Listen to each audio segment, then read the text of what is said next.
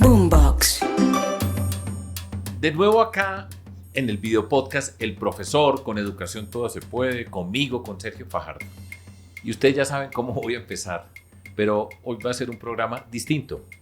Y estoy con un par de mujeres, y la palabra la he utilizado en algunas oportunidades, pero aquí la quiero utilizar con todo el gusto, dos mujeres extraordinarias. Pero antes de arrancar, para que no me regañen, tengo que decir que ustedes nos pueden ver y escuchar en todas las plataformas de streaming. Activen las notificaciones, nos pueden escribir, mandar comentarios, que tengan la certeza que les ponemos atención y nos sirven para pensar en nuevos episodios e incorporar las ideas que ustedes nos puedan proponer. Las dos mujeres que tengo acá conmigo, como les dije, son unas mujeres especiales. Voy a presentar aquí a esta señora, se llama Florence Thomas. Voy a ser muy breve en la presentación. Florence es un símbolo de lo que significa la lucha por la presencia de las mujeres en la sociedad colombiana. Es una profesora, ya está jubilada, ya está muy contenta jubilada. Esta profesora pues, fue una pionera en llevar el tema de las mujeres a la Universidad Nacional de Colombia, en el mundo académico, y ha tenido una figuración maravillosa en la vida pública de Colombia, es columnista del periódico El Tiempo, ha estado en todas las batallas. Y esta señora se llama Diana Rodríguez, es de una generación distinta a Florence, es una mujer de estos tiempos. Somos de diferentes generaciones. Florence y yo somos de la misma generación, con un margen ahí, pero digamos que somos de la misma generación. Pero seguro que Diana sí es de una generación mucho más joven, pero es una mujer que tiene precisamente esa formación, es una mujer que hizo un doctorado en sociología, ha trabajado en el tema, alrededor de los temas públicos, en una institución que tiene un gran valor para nosotros en Colombia que se llama De Justicia, y en los 4 últimos años fue la secretaria de la mujer en la ciudad de Bogotá, en la alcaldía de Claudia López. Y adivinen de qué vamos a hablar. Pues vamos a hablar de las mujeres, del papel de las mujeres en la sociedad colombiana, y quiero que hagamos un programa donde podamos aprender muchas personas. Hay muchos temas que se discuten, muchas cosas que se hablan, que están en la primera línea de la discusión en nuestro país y en el mundo, pero quiero que busquemos una forma de hacer este tema accesible a mucha gente. Entonces empecemos, como me gusta a mí empezar, antes de arrancar ya a hablar de feminismo, por ejemplo, yo quisiera empezar como hago habitualmente, y es a cada una de ustedes preguntarle, siempre me refiero a los primeros pasos. En esos momentos iniciales de la vida, ¿ustedes recuerdan a alguna persona que haya sido importante, que las haya marcado? Maestra, maestro, Florence.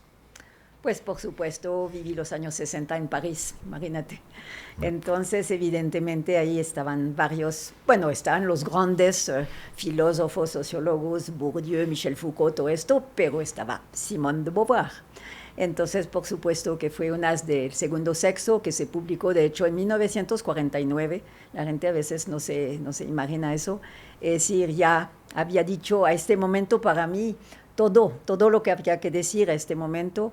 Además era una voz que entre Lacan, Michel Foucault, Bourdieu y todos estos, pues era una voz distinta completamente, y de verdad Simone de Beauvoir me marcó mucho en las marchas en París, con a veces Jean-Paul Sartre, ese patriarca tenaz, no sé, eso sí, yo no sé cómo se lo aguantó, pero no se lo aguantó siempre. Y pues sí, evidentemente ella. ¿Y en la escuela? ¿En la escuela alguna maestra, maestro que tú digas? En la escuela tuve la enorme suerte, sí, de estar en una escuela pública, en le lycée français, y tuve como profesora de filosofía, que filosofía es el curso de último antes de terminar bachillerato, una alumna de Simone de Beauvoir, justamente, que nunca preparaba clases, que era un personaje impresionante, es decir, llegaba con el periódico, leía una cosa y hacía su clase sobre esto, sobre la vida cotidiana, era absolutamente maravillosa, y es la primera. Les cuento un cuento que todo el mundo ya conoce, pero un día llegó con una carita como de chiclets y nos dijo: mujeres, tengo su liberación en las manos. Era la primera carita de píldoras anticonceptivas. Estamos en los 60, ¿no? Okay. Es decir, y eso me marcó. Es decir, nos hizo un discurso maravilloso, una clase de filosofía sobre lo que significaba La píldora anticonceptiva. Es decir, imagínate, la liberación del... Sí, bueno. Bueno, pero ya vamos para allá. Sí. Diana, tú. Bueno, ante esa historia está difícil encontrar una parecida, pues... pero yo sí tengo una profesora de cuarto de primaria que me acuerdo, primero porque me acuerdo el momento que entré a su salón, tenía en su tablero, en una frase, ella siempre ponía unas frases todas las mañanas, y el primer día de clase dijo: solo se tiene una vez para hacer una primera buena impresión. Y esa frase a mí, no sé, se me quedó mucho siempre en la cabeza, como más como por una filosofía de vida de nunca dar nada por sentado, nunca pensar cada encuentro con cada persona, cada primer momento, cada tomarlo como un momento muy importante y no dando nada por sentado. Para mí eso, algo tuvo esa frase siempre en mi cabeza, pero además fue una profesora que me invitó mucho a escribir, y en unos momentos yo tuve unos papás digamos muy abiertos, que tomaron momentos sabáticos y que me sacaban del colegio para viajar con ellos, y siempre en esa época, que era un poquito más cuadriculada, siempre estaba el temor de ¿será que sí me van a dejar ir o no? Y me acuerdo ella siempre decir: ve, pero escribe. Y entonces tuve la oportunidad de, a los 11 años, viajar a la India, a estar en un monasterio en las montañas, y después, un año después, estar en Egipto, porque mis papás querían mostrarme ese otro mundo. Y sin Nancy Sánchez, que me invitó siempre a tener un diario, a contar, y a que en donde llegara preguntara por mitología. Y eso siempre me marcó, escribir un poco, escribir qué estaba sintiendo, y también me decía: trata de ver el mundo a través de la mitología, porque eso te va a enseñar mucho dónde llegaste. Bueno, Nancy Sánchez. Nancy Sánchez. ¿Cómo se llamaba tu profesora del colegio, te acuerdas? La del colegio se llama, sí, Madame Bougoin. Ok. Bueno, voy a empezar como un matemático. Vamos a empezar con la definición del concepto que quiero que empecemos a desarrollar. Una definición corta, Florence, de qué es feminismo. Corta. Corta. Creo que el feminismo es una manera de vivir individualmente y una lucha colectiva al mismo tiempo. Yo creo que el feminismo nos cambia la vida, es una mirada en relación a un mejor bienestar de las mujeres, a empezar a entender cómo circula el poder entre los hombres y las mujeres en la gran mayoría de las culturas del mundo, de esta cultura que llamamos patriarcal. Es eso, es una mirada que trata de desmontar toda una estructura patriarcal, machista, para decirlo de manera sencilla. Y que te entra en la vida, cuando te entra el feminismo en la vida, es una cosa muy tenaz, ¿no? Que te determina en muchas cosas, pero que también es una cosa maravillosa, ¿no? Es decir, sentir que uno hace parte de ese cambio, de poder cambiar un poco la vida de las mujeres, de estas mujeres que tienen la peor parte en más o menos todas las culturas mundial, todas las culturas que son patriarcales en este universo. Es eso un poco. Muy bien. Diana, tú... Yo le agregaría eso, que el feminismo es una ética. Y que es una ética, y en ese sentido es una ética como la ética, tanto individual como colectiva, de tratar de buscar una igualdad de derechos y de oportunidades y responsabilidades entre hombres y mujeres. Y al hacerlo, pues hay que entender qué es lo que no ha permitido o permite, es lograr ese fin, esa igualdad de derechos y de obligaciones y responsabilidades. Y ahí creo que, y es una ética que compartimos hombres y mujeres. Y es una opción profundamente política. Política. Es una, sí. Sí. Bueno, entonces, gracias por las definiciones, por el complemento que tú hiciste, y quiero que discutamos un poco acerca del concepto y lo que significa, porque ya apareció la palabra, esto es un tema político. Sí. Estamos hablando del poder en una sociedad. La política tiene que ver con el poder. Una sociedad que ha tenido el poder en manos de los hombres, la palabra machista, que es una forma más cotidiana patriarcal. En esa lucha, ¿todas las mujeres tendrían que ser feministas o porque hay mujeres que no se reconocen como feministas? En ese sentido político, el término, ¿qué implicaciones tiene, Florence? No, todas las mujeres no necesitan ser feministas. Y yo creo, es como a veces me preguntan también si los hombres pueden ser feministas, al cual Ya tenía esa pregunta a continuación. A lo cual yo digo que no, pueden ser solidarios, y las mujeres también, las que no quieren ser feministas, por lo menos que sean solidarios con la causa, sí, con esta causa, que es profundamente ética, política, efectivamente, es una opción profundamente política. No, yo no creo que todas las mujeres no necesitan ser feministas, ni todas las mujeres necesitan ser de izquierda o de derecha, o de decir, no, no es así, pero que por lo menos entiendan la causa, que sí, que se vuelvan solidarias, que sí, es eso, es decir, yo creo. ¿Y ese feminismo no está encajonado entre una ideología política o una connotación política de izquierda o derecha? ¿El feminismo no tiene nada que ver con esas divisiones en términos políticos habituales? Pues yo creo que es difícil decir una feminista conservadora no puede existir. Para mí, yo creo que es muy contradictorio, es decir, creo que va desde el liberalismo, sí, yo creo que sí, ¿cierto? Liberalismo. A ver, Diana. Yo creo que resuena más con unas posiciones más liberales. Eso, sí. Es más fácil encontrar apertura a las ideas del feminismo en unas tendencias políticas más progresistas. Liberal, pero de todas maneras, también sorprende encontrar, también puede estar dentro de mujeres y hombres muy conservadores, un progresismo por ese lado, bueno, no muy conservadores, sí, hecho para atrás, no, muy conservadores y feminismo no, pero dentro de unos menos, dentro de unas ideas más tradicionales, menos progresistas, puede haber un pedazo que le resuene que al menos esa igualdad de derechos se quiera. No es lo más común, digo, pero es para... Lo que quiero transmitir es no quiero encasillar y solo decir si no soy de izquierda no puedo ser feminista. Ese es el mensaje que me gustaría dejar. Porque naturalmente ser conservador pues significa que está de acuerdo a una estructura tradicional para poner. Y la estructura tradicional es machista, o sea que es... Pero puede haber una mayor apertura a en qué ser menos tradicional. O sea, lo que no me gustaría es encajar, si no eres de izquierda no puedes ser feminista. Estoy de acuerdo. Y me parece que ese tipo de mensajes hay que darlos y generar un poquito más de esa soltura, también para despertar ese interés y esa apertura por la ética feminista.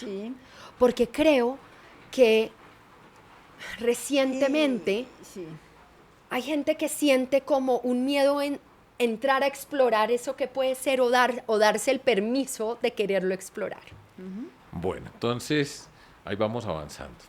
Ahora, la inquietud siguiente. Hay diferentes, la expresión que se utiliza con el mundo feminista son olas, ¿sí? Diferentes generaciones. Es una manera de clasificar. De clasificar diferentes como una épocas tipología. dentro de lo que ha sido la forma sí. como ha evolucionado el feminismo, que yo entiendo que es probablemente la revolución más fuerte que ha tenido la historia del mundo, sin violencia, entre otras cosas.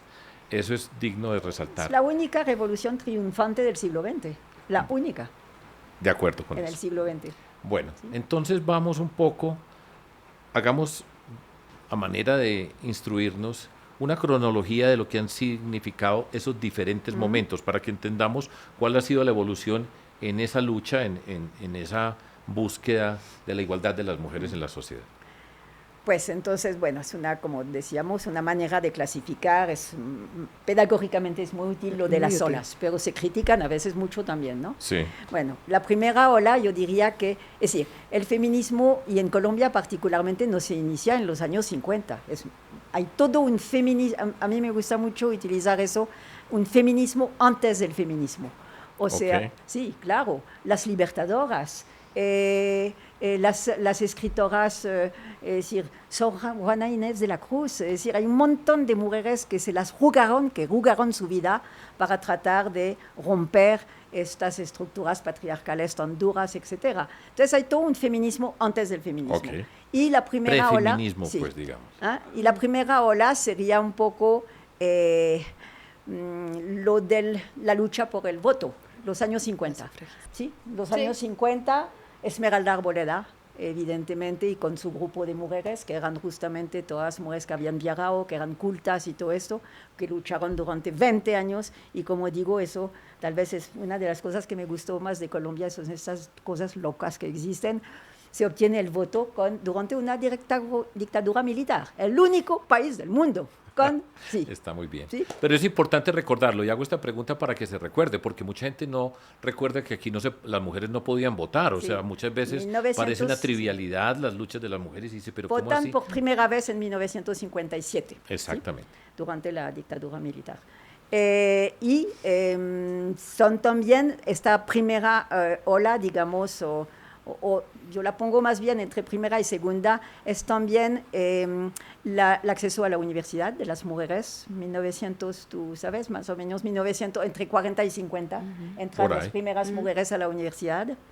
El acceso de sus bienes, las mujeres se vuelven dueñas de sus bienes, que eso era una cosa impresionante. Las mujeres no podían ser testigos antes de los 30, ni heredar de sus bienes, tenían que heredar a su marido, pues no podían ser. Entonces, entre el 30 y el 50 pasa cositas, ¿sí? De la cual lo más importante es el voto, evidentemente. Entonces, después llegamos a los años 60, 70, ahí va a pasar también, va a haber bastante cosas, es como la segunda y tercera ola, se empieza a hablar las mujeres de la recuperación de su cuerpo, eso es un momento muy importante, es decir, la lucha por recuperar el cuerpo, la lucha por la educación, la lucha por, ojalá, la participación política. Ahí hay un montón de cosas y en los 90 pasa algo muy importante, que es el 94, la Conferencia Mundial de Población en el Cairo, de Desarrollo y Población del Cairo, donde se va a hablar por primera vez de derechos sexuales y reproductivos. Eso es absolutamente fundamental. Yo creo que antes hubo la CEDAW, en los 80. En los 80. Los 80, sí. ¿Cierto? La CEDAW, que era una convención para la eliminación de todas las formas de violencia contra las mujeres, que Colombia firma en el 81. Lo interesante de Colombia es que Colombia siempre firma las cosas internacionales, se mete, ¿sí? Se mete, a veces se paraliza ahí, pero ha firmado cosas internacionales muy importantes, como el 81, ¿sí? La CEDAW lo firmó. La 94 también es muy importante y también ahí firma eso Colombia, derechos sexuales y reproductivos. Es la primera vez que se va a poder hablar de verdad de la legalización del aborto, ¿sí? Con fuerza. Porque de hecho en los 70, a partir de los 70 hubo 6 proyectos de ley en el Congreso tratando de legalizar algo del aborto, ¿no? Que fueron archivados en una semana por la fuerza de los obispos, de todo eso. Es decir, eso no duraba nada. Hasta que realmente, justamente hasta los 90, cuando se empieza a trabajar de verdad sobre derechos sexuales, qué significan los derechos sexuales, qué significan los derechos reproductivos, qué significa que una mujer pueda escoger si quiere ser madre o no y cuándo lo quiere ser, y etcétera, etcétera. Que desarrolla miles evidentemente, de discursos y todo eso. Eso estamos en los 90, la recuperación del cuerpo, la participación política, en los... la ley de cuotas es el 2000. Sí. El 2000, la ley de cuotas, un mínimo de 30%, que no logramos, ¿eh? Todavía no lo logramos. Hay 29% de mujeres en el Congreso. No lo logramos. En 2000, es impresionante eso. Sí, sí. Y no logramos tampoco una enorme aceptación en torno a ella, ¿no? No, es cierto. Es decir, eso ha sido difícil, las brechas abiertas en lo político, en lo económico. También en los 90 se empezó a hablar de una cosa muy importante, que es la economía del cuidado. Evidentemente ahí tú podrás dar la palabra a esta mujer, porque es lo que ha trabajado todo esto, la economía del cuidado. También todo lo que es alrededor de empezar a denunciar de verdad las estadísticas sobre feminicidio, sobre violencia sexual, sobre... Pero eso ya estamos más en este siglo. Estamos Ya 2000, es- estamos al 2000. 2000. Ya estamos 2000. en este siglo XXI. Estamos al 2000. llegar al A ver, 2000. Diana, por ejemplo, tú dentro de todo ese mundo, ¿en qué ola estás? Tú eres de la ola más reciente. Tú recibes la No, es de la riqueza, cuarta, no. la No, no riqueza, soy de No, la no, cuarta. no es de la la riqueza cuarta. construida de todo Sí, este grupo. sí. Ahora ver entonces tú cómo entras al mundo y como mujer y cómo te ubicas en ese panorama que construye Florence. Concuerdo contigo en que no soy de la No, ola más no, reciente. no. Soy, y ha sido un aprendizaje entrar a entender la ola más reciente. Creo que me ubico en esta ola, como en esta herencia de las olas. Y donde más me ubico es en ese momento de realmente de ver los derechos de las mujeres como derechos humanos. Ahí es donde está, donde digamos, tal vez por decirlo, mi escuela fue en eso, viniendo desde esta concepción de derechos humanos. Que uno creería que suena lógico decir los derechos de las mujeres son derechos humanos, pero no, eso No, sí, implicó es que sí. Una lucha. una es lucha ganancia. durísima. Impresionante.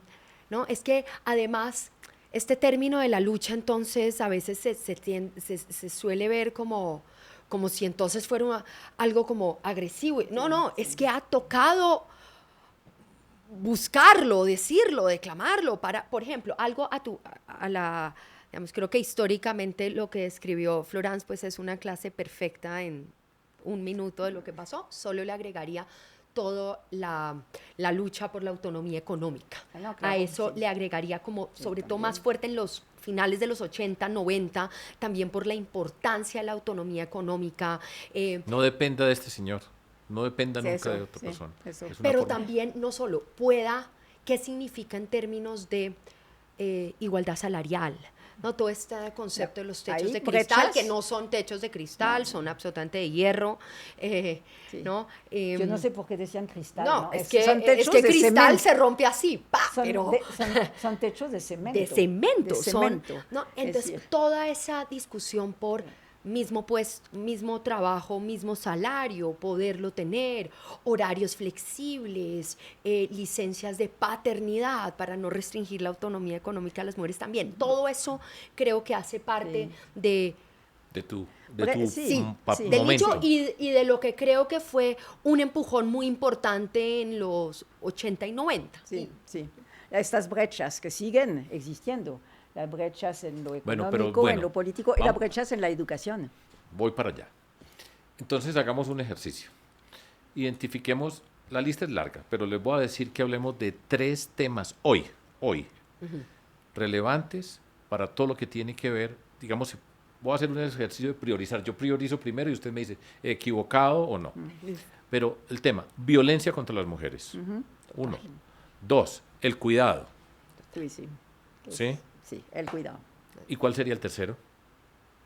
¿El político? El político también, porque, mira, el político, ¿por qué? Porque yo no entiendo, es decir, yo creo que las mujeres no tienen la misma manera de habitar el mundo que los hombres, y eso es muy bonito reconocer eso, no es ninguna. Entonces, tienen que estar en el Congreso, tienen que decidir sobre las leyes, no podemos dejar que sean los hombres que decidan de la vida para nosotras. Y no lo logramos todavía. Yo Bueno, creo entonces que esa brecha, propongo que miremos sí, esos 3 temas, esa brecha sí es le muy dediquemos un importante. rato a cada uno de esos 3 temas Sí. para ubicarlo hoy y para que nos expliquen por qué es un problema la violencia contra las mujeres. Es obvio que es un problema. Lo que quiero decir es la dimensión de ese problema y la palabra que es relativamente reciente, que es feminicidio. Primera explicación, Florence. El tema de la violencia contra las mujeres, los feminicidios hoy en Colombia, y yo no sé si se puede poner ahí, o sí se puede, y lo voy a poner, lo que significa el acoso, las violencias, que son tema de discusión hoy muy serio y muy Sí, grande, muy tenaz. asociado con la expresión Me Too. Adelante, una primera aproximación. Cuenta, Bueno, feminicidios, Feminicidio. la dimensión de lo que significa eso, por Sí. qué esa palabra aparece, que antes no se consideraba la palabra, y el Me Too como Sí. parte de esas violencias contra Sí. las mujeres. Sí, el feminicidio es una palabra relativamente reciente, de los 2000 y pico, ¿sí? es decir, desde la historia de Alba Lucía hasta la historia después de Rosa Elvira. De Rosa Elvira, que son dos historias míticas de una fuerza impresionante. Yo conocí muy de cerca lo de Alba Lucía porque estaba Jimena Castilla, que era la abogada que se metió y todo eso, que fue una cosa atroz. Y se empezó a tomar conciencia ahí. Es decir, feminicidio de todas maneras significa el asesinato de una mujer por ser mujer, ¿sí? Okay, es decir, basada sobre esa es la el género. que yo quería que tú dijeras. Por ser mujer basada sobre el género, ¿sí? Entonces, evidentemente, las causas de esto pertenecen a esta estructura patriarcal, ¿sí? Machista, patriarcal, que hace que los hombres se dan este derecho de poder, si tú no eres mía, tú no serás de nadie. El bolero, los boleros, las canciones, es decir, si tú no eres mía, no serás de nadie. Las telenovelas que vi en los 90, 80, 90 en Colombia, es decir, que eran esto, las telenovelas mexicanas, donde se... ¿Cómo era la descripción que se hacía de los crímenes que tenían Pasional. Pasional intenso dolor? Intenso dolor. Y ahora estamos hablando de feminicidio. Es un avance porque es reconocerlo, es nombrarlo El explícitamente. problema del lenguaje, eso sí ha sido muy importante el feminismo también, es construir lenguajes, ¿no? Lenguajes novedosos. Pues, y lenguajes que permitan ayudar a ver la realidad. Sí, exacto. Sí, exacto. Eso, nombrar, ver, sí. señalar, eso significa que tiene implicaciones en el ordenamiento jurídico, Claro, en fin. claro. Eso es un avance, parece, muchas veces uno diría, pero ¿había que hacer todo esto? Le dije, pues sí, ahí está y existe. Por supuesto que sí. Pero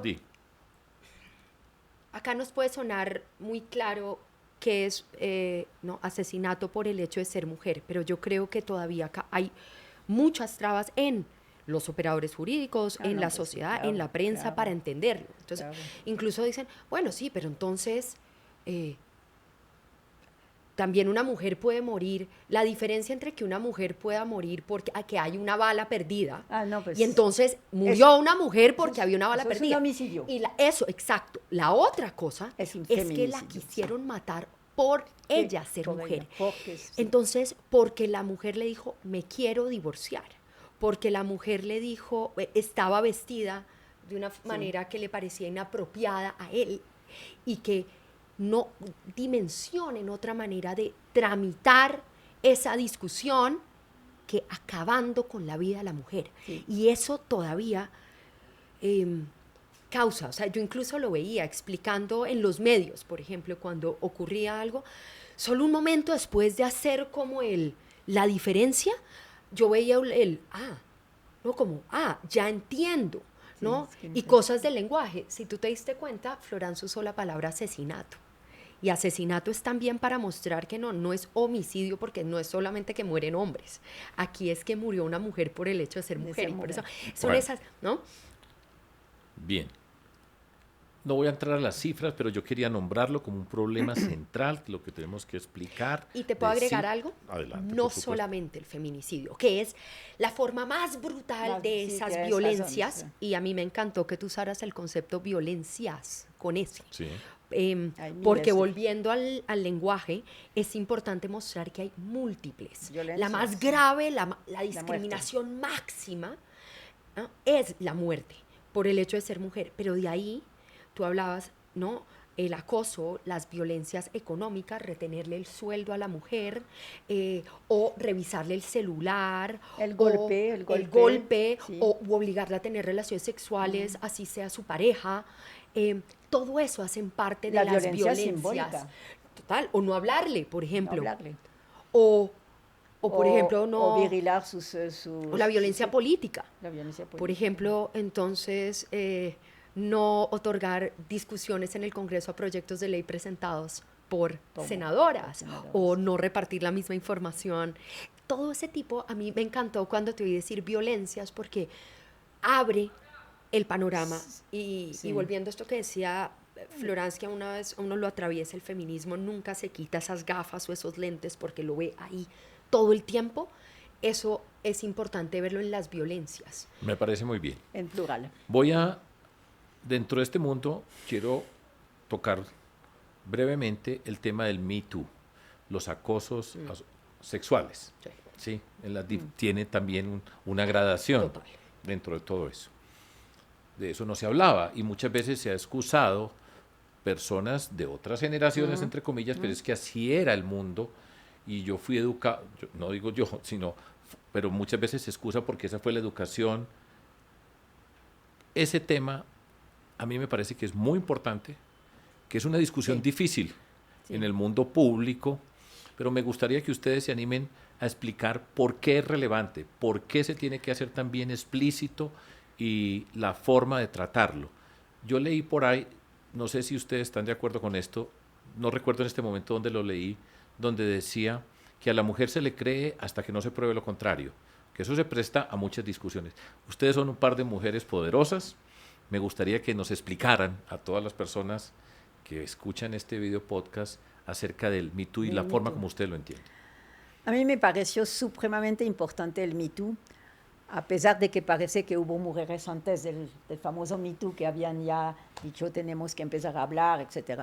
Pero el Me Too, ¿sabe por qué? A mí me parece muy importante porque de alguna manera hace viajar la culpa de la mujer al victimario. Es decir, antes una mujer que había sido, pues estaba como, se sentía culpable, es decir, una mujer que se ha violado, que se ha no solamente violado, sino todos los abusos sexuales, etcétera, en la oficina, bueno, todo lo que hemos sabido de los directores de cine, de los grandes actores, todo eso, finalmente que se empieza a hablar, las mujeres empiezan a hablar, pero ¿por qué no hablaban antes? Porque es muy vergonzoso, es muy tenaz empezar a contar esa vida que me ha tocado, que no sabía qué hacer y todo eso. Entonces, lo bonito de empezar a tomar la palabra varias mujeres y con fuerza, es que empieza a desplazarse la culpa empieza a circular sobre, por fin, el victimario, ¿sí? Son ellos, ¿sí? Y se desculpabiliza un poquito esta mujer, ¿sí? Eso es muy bonito porque es eso lo que se necesitaba también, que estos tipos empiezan a miércoles así, a sentir culpa, a que se le pongan freno inclusive a su carrera, y todo esto, lo que está pasando mucho. Ahora, es muy complicado y si podemos hablarlo también, yo creo que hay un momento en que, por ejemplo, el hecho de que ahora un profesor en la universidad, yo no sé si tú conoces, no, tú ya tal vez ya no, es decir, ya actualmente un profesor hombre que entrevista, que hace entrar una estudiante en su oficina, tiene que tener la puerta abierta. ¿Sí? Cosas así, es obligatorio. En Estados Unidos es absolutamente obligatorio. Sí. Y está empezando a venir aquí. En la nacional hay bastante problemas actualmente. Es decir, y eso, uno dice miércoles, ¿dónde vamos a llegar? Pero pues, ¿ves todo lo que significa esto del Me Too? Pero pues el Me Too es fundamental, las mujeres han tomado fuerza para hablar, se han sentido apoyadas por las otras, es decir, y sí, es decir, es muy importante en ese caso también de que las mujeres estén rodeando a esta mujer que va a hablar, ¿no? Y desplaza, a mí me parece que eso es una de las cosas más interesantes del Me Too, es el desplazamiento de la culpa, de la vergüenza. Me parece muy buena esa explicación. Al victimario, sí, porque ahora los tipos... Es una vergüenza para la mujer y el mundo va cambiando. Sí. Bueno, hay pero muchos... Además, a ver. Creo que el Me Too ayudó a cerrar un poquito la desigualdad que hay entre la palabra de hombres y mujeres. Ese es un tema. A ver. Cuando un hombre sale y dice, me pegaron, parten de creerle.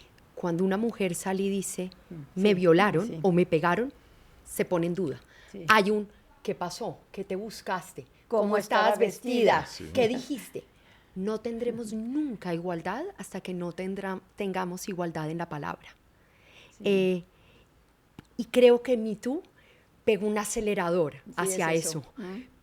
Más rápidamente se tomó en serio la palabra de mujeres. Claro, porque había también esa solidaridad y ese apoyo, y lo que dice Florence es muy cierto. En Colombia, si miramos en Bogotá, razones por las que las mujeres no denuncian, son tres principales. ¿Cuáles? Una, un mal incidente, digamos, una previa experiencia negativa institucionalmente, si les fue mal poniendo la denuncia en otro momento. La segunda es la vergüenza.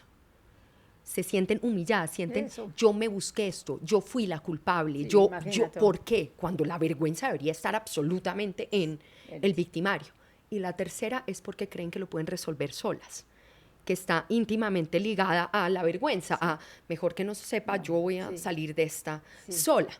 Me Too ayudó al menos ayudó a como alivianar dos. Una, que se sintiera, ¿no? Como ella habló, yo también, y vamos a desmontar esta vergüenza, y dos, a decir, sí, necesito ayuda para salir de esta. Y todo lo de los movimientos de ni una más, etcétera, salir a la calle, etcétera. Sí, eso ha sido... Y en Me Too ayudó que hombres poderosos también se sumaron y empezaron hombres a rechazar otros hombres. Y eso es necesario. Eso es necesario, sí. Eso es necesario, volviendo a esta idea de una ética que queremos, ¿no? Que no Muy se va... bien. Ahora, también yo quisiera decir una cosa que de pronto... Aproveche la oportunidad. Bueno, también a veces hay zonas grises. Es decir, a mí me parece, pues yo no lo debería decir porque es como una defensa un poco, pero a veces es muy complicado. Ese amigo que está contigo en un restaurante, de pronto te toma la mano y todo eso. Y hay mujeres que empiezan a denunciar eso. Hay zonas muy complejas también Sí. entre lo que pasa en todas las cosas de seducción entre hombres y mujeres. Es decir, no, ¿sí o no? Sí, es sí, decir, seguro que sí. ahora si le pone la mano en el trasero y todo eso, bueno, de acuerdo, pero depende si es un súper amigo mío, que yo sé que trata así, pero es un buen tipo y nunca va a ir más allá de eso, pero es muy complicado eso. Bueno, pero es que estamos hablando, una pequeña interrupción. De hecho, esta polémica en Francia tiene una connotación diferente a los Estados Unidos, pues para ponerlo en esos términos o acá. Sí. Porque mujeres, yo voy a contar mi amor platónico a Florence. Uno. Bueno. Catherine Deneuve. Catherine Deneuve. Bueno, Sí. Sí. bueno. Les voy a contar aquí un paréntesis dentro de todo esto. ¿La conociste? No, pero... Por eso sigue siendo pero, platónico. no, pero voy a contar una anécdota. Así. Para dentro de todo esto, y digo Catherine Deneuve, me viene a la memoria precisamente porque ella es una voz que ha estado con esa posición francesa que es diferente. Sí. La primera vez que yo vi a Catherine Deneuve en una película, por supuesto, fue en Bella de Día. Sí, Belle de Yo era Jour. un adolescente, Belle de tenía Jour. 14 años cuando vi esa película y yo quedé profundamente pues enamorado platónicamente de Catherine Deneuve. El año pasado, esto es una historia aquí para contar, que la compartimos con todas las personas que nos vean, estaba en París con María Ángela y me dijo, aquí vive Catherine Deneuve, pasando, caminando por ahí. Dije, este fue el momento más cerca que estuve de Catherine Deneuve. Pero bueno, todo esto, un corte para que sigamos hablando de este tema asociado con lo que tú acabas de decir, que hay unas zonas grises, que hay unas personas que miran este tema desde otra perspectiva. Gerard Depardieu, por ejemplo, que es un caso de discusión en Francia. Sí. Bueno, dejémoslo ahí, Sí. para que miremos. Voy a señalar un punto que yo siempre le he puesto atención, que me parece de los más difíciles dentro de todo este mundo de las violencias, fundamentalmente contra las mujeres, que es en el seno de la familia.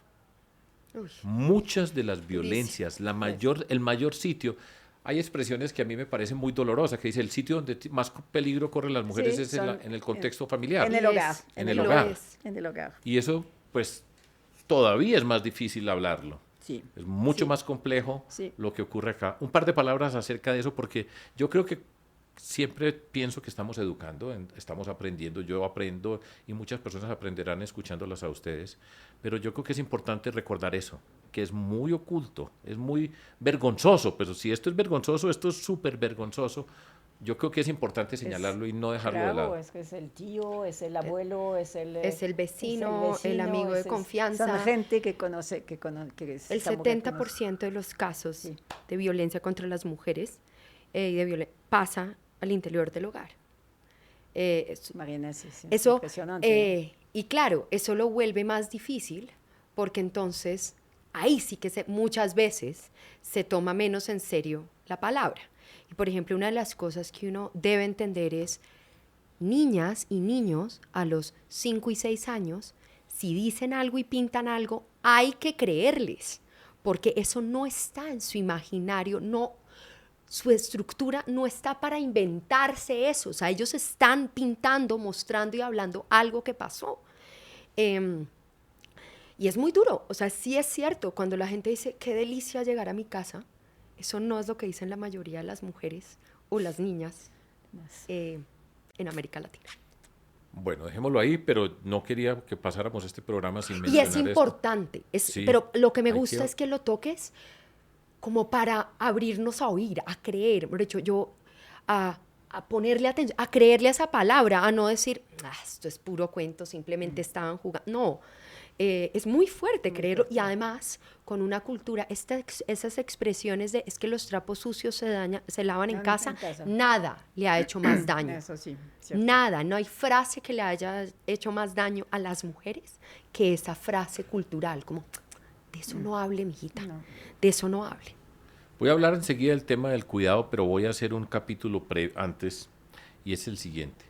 Hablemos de la educación, en el sentido de cómo se educa para que, voy a decir una cosa pues que es utópica, pero que desaparezca el feminismo en el sentido que no haya necesidad de estar mencionando la expresión, eventualmente pasará en la historia, ojalá, no sabemos, porque esta lucha pues lleva muchos siglos, toda la vida, mejor dicho.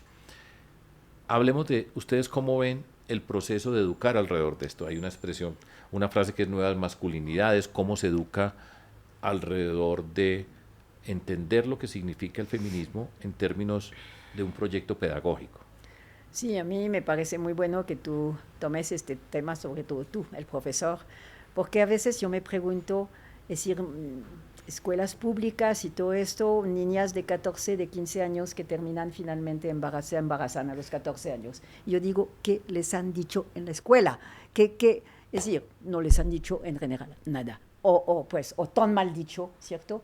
Y esa lucha la tenemos pues desde con FECODE, con todo eso. Las primeras cosas que hicimos el Grupo Mujer y Sociedad en la Nacional es hacer seminarios con las maestras y todo esto. Es decir, ¿qué pasa ahí? No, yo te pregunto a ti, ¿qué pasa con la escuela? ¿Qué pasa con la educación? Porque, es decir, no les han hablado, francamente, las niñas de 14, de 15 años en bachillerato y todo eso, ya se siguen embarazando. Y entonces después el drama, o entonces buscan, bueno, a ver qué pueden hacer, etcétera. Pero, ¿cómo pasa eso? ¿Por qué pasa eso? Porque nunca ha sido tema. No, yo de estudié acuerdo, hace muchos años. Para nosotros, por ejemplo, en la educación que teníamos nosotros, el tema de la educación sexual era un tabú. Uno aprendía era conversando con los amiguitos. Eso pues era un tema que no se hablaba y por supuesto pues tiene todas esas implicaciones. Por eso es que pasan las cosas que pasan. Pero, ¿cómo se puede hacer? Además, una observación. El 66%, las 2/3 partes de quienes enseñan en el colegio, en la escuela, son mujeres. Entonces, ¿cómo podemos hacer? ¿Ustedes tienen alguna idea, más allá de dar ejemplo en la familia? Seguramente ustedes crecieron en un espacio donde en la familia somos de otra generación, pues el papel es diferente, aunque no muy diferente. Yo creo que, a ver, cómo especulamos un poco, si quieren uso la palabra especular, acerca de cómo se puede educar, cómo hay que llevar esto allá a ese espacio. ¿Por qué no tomamos modelos a veces de otros países? ¿Por qué no miramos qué ha hecho Finlandia? ¿Qué ha hecho los países nórdicos? Donde eso, de hecho, no. Yo miré un poco de estadísticas en relación con esto en países ricos, nórdicos y todo eso. Pues, entonces, sería muy interesante ver qué tipo de cómo enseñan eso, qué tipo de cátedra hay, yo no sé, de decir aquí es... Yo creo que si volvemos, a ver, nuevamente, especulando, a ponerlo en términos de igualdades sencillas, puede ayudar como, no, a ti, no, a las personas no les tocamos su cuerpo si no lo quieren, niños, niñas, no importa. No, ponerlo en las mujeres, niñas, quieren, ambos niños y niñas pueden jugar fútbol, pueden vestirse de rosado, como volver a desmontar esas cosas que desde un lenguaje y desde una forma más sencilla, sí. Robótica para niños y para niñas. No, volverlo más desde eso, como fomentar, como no, que los colegios no digan, bueno, por ejemplo, el uniforme. El uniforme puede ser una gran forma para empezar. Niños y niñas deberían ir vestidos igual. ¿por qué las niñas en falda con todo lo que eso implica? Con la pasada en el pasamanos y la falda y sentirse y la cosa. ¿Por qué no nos vestimos igual en la escuela? Es interesante lo que tú dices porque no sé si han visto los últimos discursos de Macron, es decir, el presidente de Francia, es decir, está proponiendo justamente lo que tú acabas de decir. Vamos a volver al uniforme en Francia. ¿Te imaginas? La gente está, pero es decir, diciendo que hay que iniciar por eso. Pues dar ejemplos tangibles y que sean fácilmente digeribles de que lo que queremos y cuál es esa igualdad en derechos que queremos, ¿no? Pero Nunca. Entonces, sí. desde dar ejemplo por ejemplo, de que hablemos, tener maestras, pero tener doctoras, referentes mujeres y hombres por igual en los colegios. Me da muchas ganas, tendría muchas preguntas para hacerles, pero dentro de todo esto he leído en algún lugar una discusión dentro de este tema que estamos hablando. ¿Los colegios deben ser mixtos o de un solo sexo? No, por supuesto que mixtos. Mixtos. Yo también creo, sí. pero bueno, yo estudié, cuando yo iba al colegio era muy extraño que hubiera un colegio en Medellín, en Bogotá. En Medellín, sí.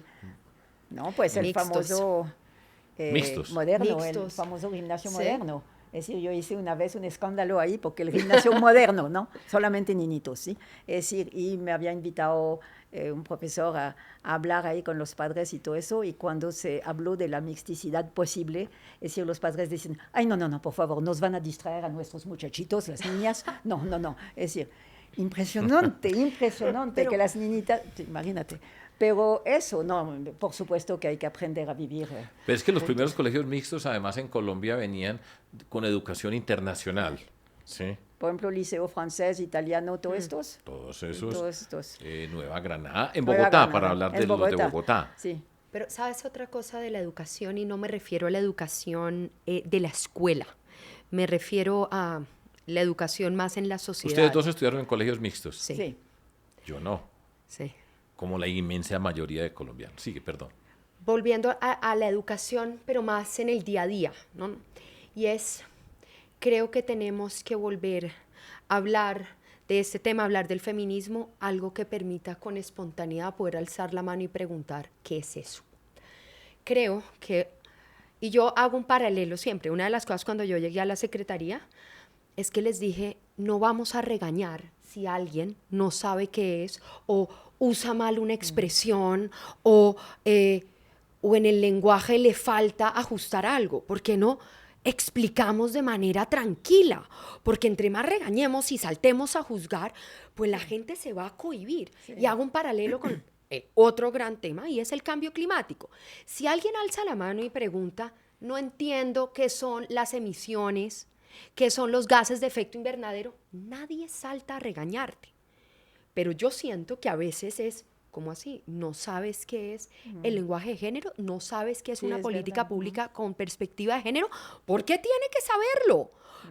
Expliquémoslo. No es fácil. No son palabras con las que, al contrario, se ha crecido. Entonces, creo que también tenemos que buscar formas para que todo el mundo pueda pertenecer a esa discusión y no sea una discusión solo de un grupo. Por eso tiene que haber también la paridad política. Es decir, que no forzosamente, como cuando digo eso me dicen, ay, Florence, pero no es porque uno es mujer que es feminista. Evidentemente que no, eso lo sabemos. Lo sabemos. Pero si hay 50% de mujeres en el Congreso, esperemos que haya 20% de feministas. Por lo menos. Entonces, y eso será suficiente para y hombres solidarios, todo. Entonces, de acuerdo a Florence, porque tú dices que un hombre no puede ser feminista. Solidario sí. Pero feminista yo creo que un hombre sí puede ser feminista. Yo no. Yo también creo que sí. Yo creo que un hombre puede ser feminista pensando en que, nuevamente volviendo a que el feminismo es una ética donde queremos que tengan igualdad de oportunidades. A ver, pues una oportunidad para rebatir aquí entre ustedes dos. Yo creo que no puede ser feminista simplemente por su historia, por la historia de su cuerpo. Es decir, la historia de las mujeres, de ese cuerpo que hemos tenido de estos siglos de... Podemos no tener la misma óptica, pero sí un deseo de quererlo lograr. O sea, a mí sí me gustaría pensar. Como concepto político sí puede ser. Yo puede ser que no tenga la experiencia tuya de tu cuerpo, que por naturalmente son muy distintas en nuestros casos. Y claro, da pero una políticamente perspectiva podemos distinta. tener una misma mirada acerca del papel de... Pero ¿no te parece suficiente que seas muy solidario conmigo? No, yo lo hago con Pero me gusto. gustaría ir más allá de la De solidaridad. acuerdo, Eso es lo que me bueno. pasa con que no me limitaría a la solidaridad. acompañen. Como que no puedo ir hasta allá. Y a mí sí me gustaría pensar, ¿no? Volviendo a tu idea de, sí, idealmente encontraremos un momento donde lo normal sea el feminismo. No que se elimine, sino que sea lo normal, lo que podamos... Lo normal. Bueno, nos podemos quedar o hablando... lo natural. Pero pues yo sé, es un Es que estoy deseo mirando muy, aquí muy, ya muy, muy amplio. estoy mirando el reloj y seguro que allá empiezan a hacer fuerza porque me estoy demorando mucho. Yo por mí podría conversar muchas cosas. Solo enuncio, porque no podría dejar de enunciar, el tema STEM, el papel de las mujeres en el mundo de la ciencia, la tecnología, la ingeniería, las matemáticas.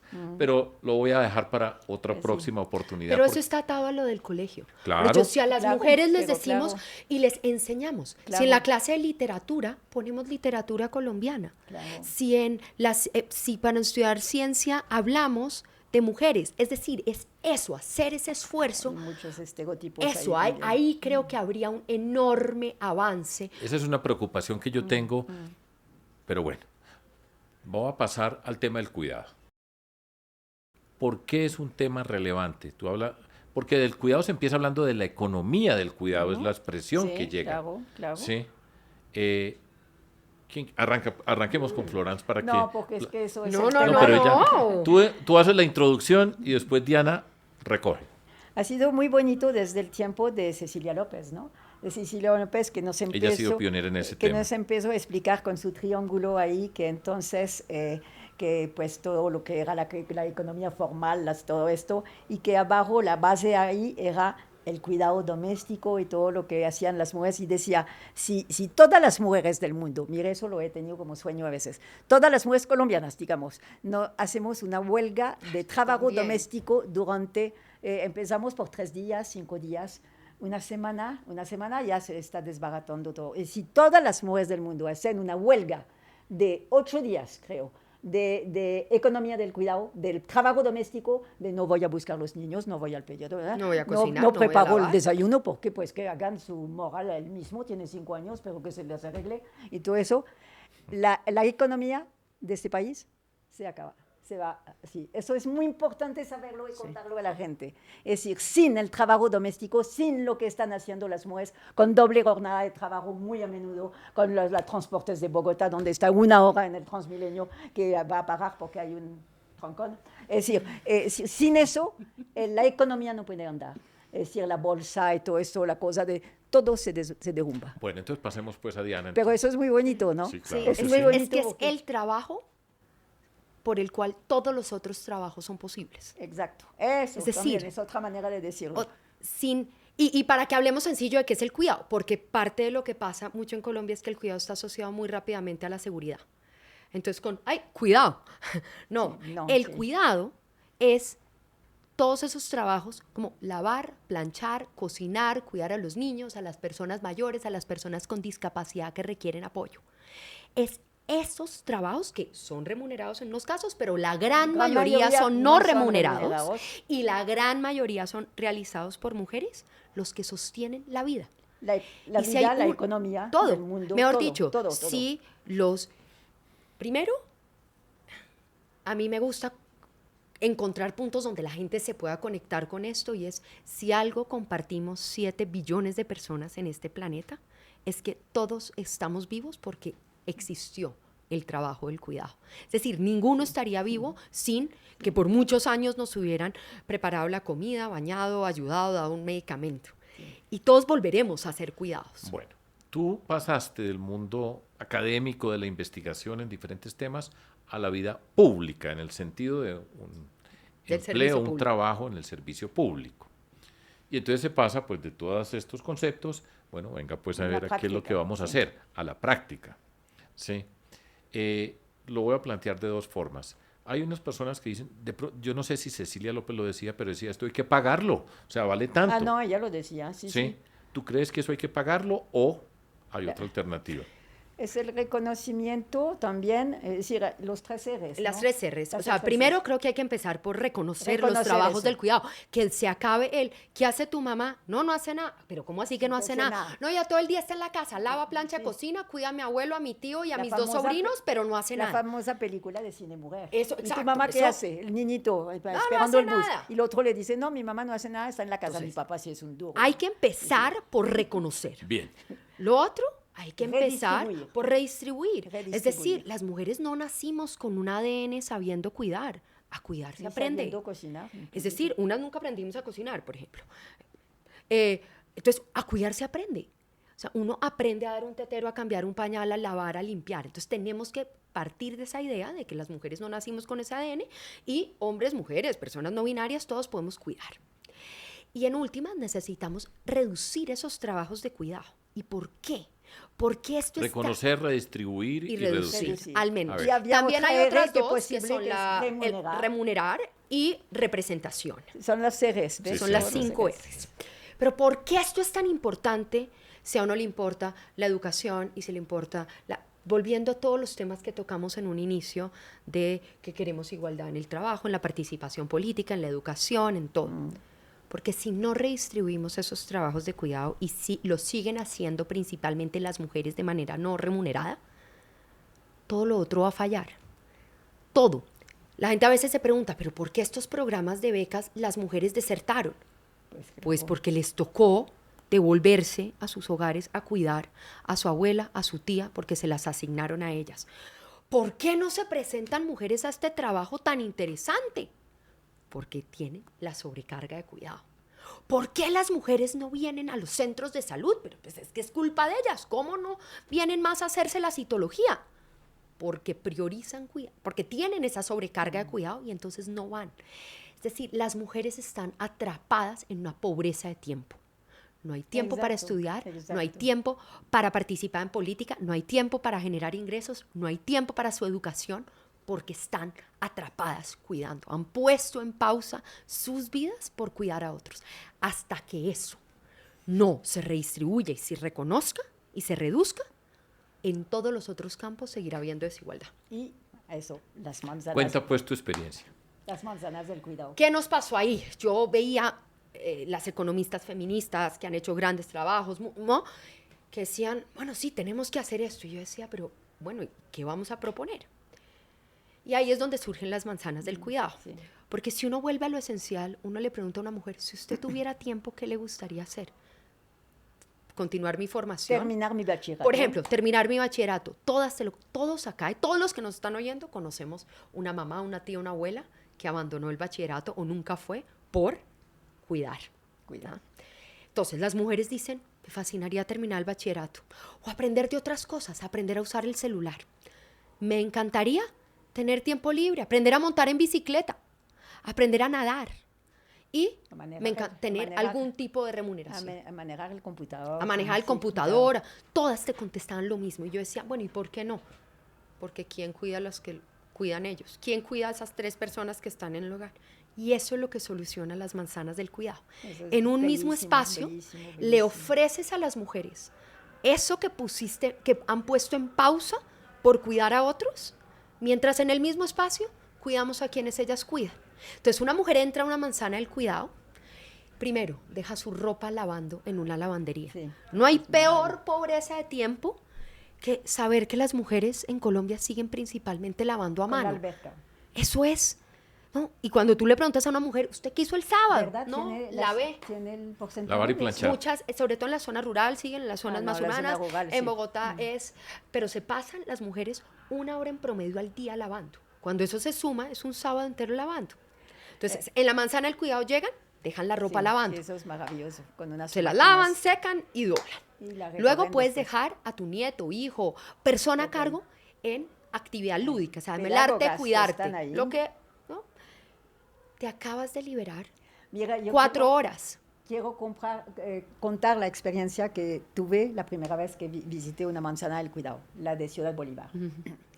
Ahí llegué y entonces con unos estudiantes miramos y entonces había un grupo de mujeres que llegaban con sus niñitos que los dejaron ahí. Yo no me acuerdo si había ropa para lavar y todo eso, los dejaron ahí, con además un sitio donde había lleno de juguetes, divino, con pedagogas y todo. Dejan sus hijitos, imagínatelo.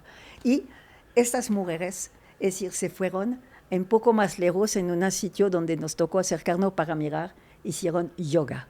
Es decir, era la primera vez, entonces las mujeres decían, no, las estudiantes que estaban conmigo decían, ¡ah! Pero estaban haciendo yoga, una cosa pues que, es decir, una locura. Ellas no tenían idea de lo que era el yoga. Era para la primera vez tal vez de sus vidas que podían durante 40 minutos pensar en ellas, en ese movimiento, en su cuerpo, me pareció eso maravilloso. Fue la primera vez, después tuve otras experiencias. Y así, experiencias. entonces la mujer llega a la lavandería, deja la ropa lavando, luego puede dejar a su niño, o también hay actividades para las personas mayores, y la mujer de repente, sin sentirse culpable, piensa en ella. Esa palabra es fundamental. Sin sentirse culpable, por primera vez, tiene tiempo para ella. Porque si tú ves, pues la lava de las secas como 1:30, puede dejar a los niños 2 o 3 horas, y ella puede terminar el bachillerato sin importar la edad, sí, porque es un programa de educación flexible. Sí.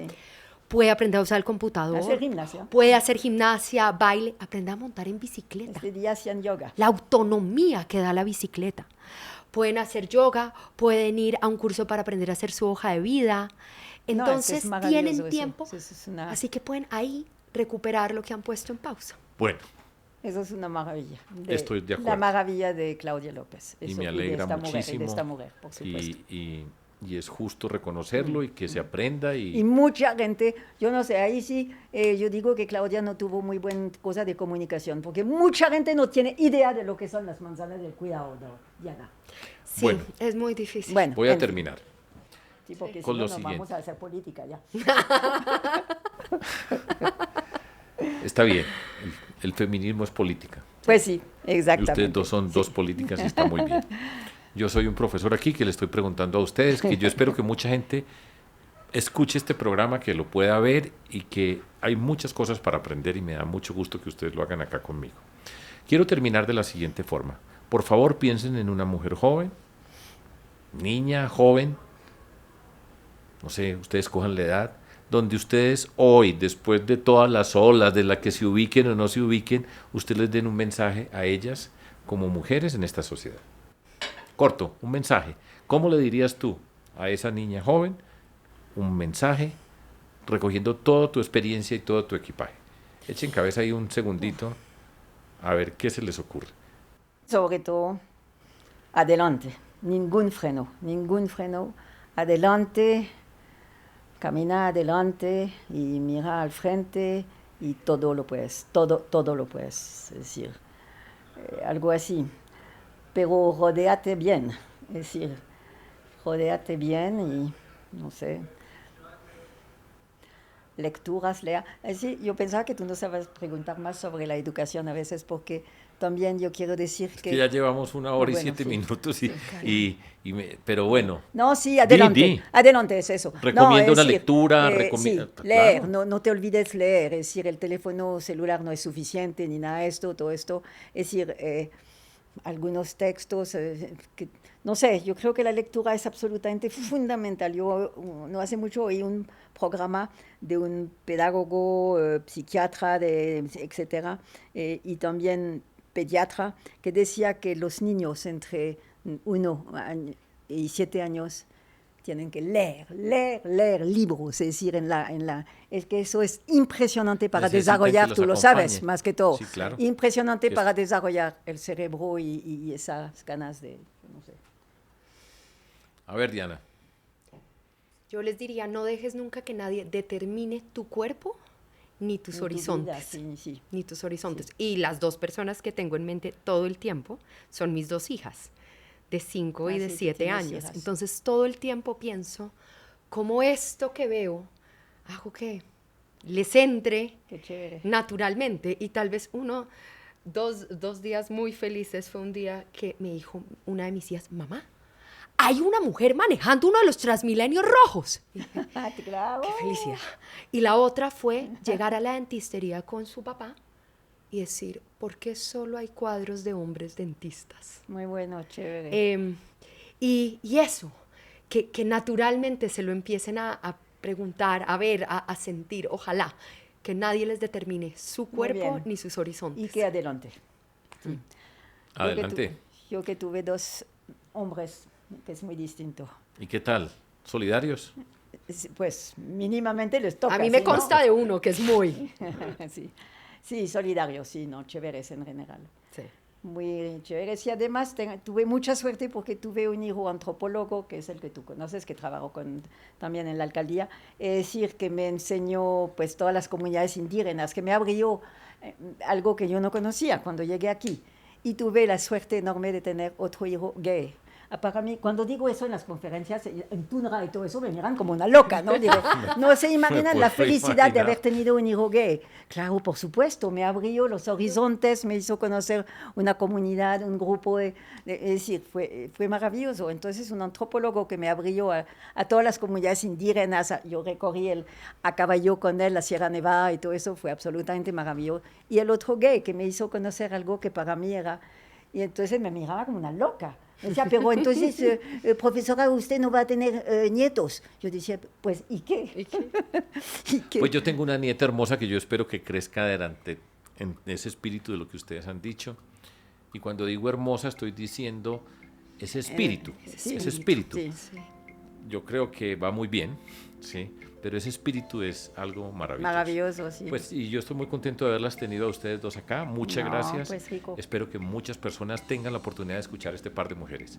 Les agradezco y adelante. Adelante, Mire de sí, frente. adelante. No, No, mire por los gracias a lados. ti por poner No, este de verdad. tema. Un gusto. Y Por siempre Muchas una gracias. delicia estar contigo. No, y contigo también. Una admiración maravillosa por lo que tú hiciste en esta alcaldía. Eso, bueno.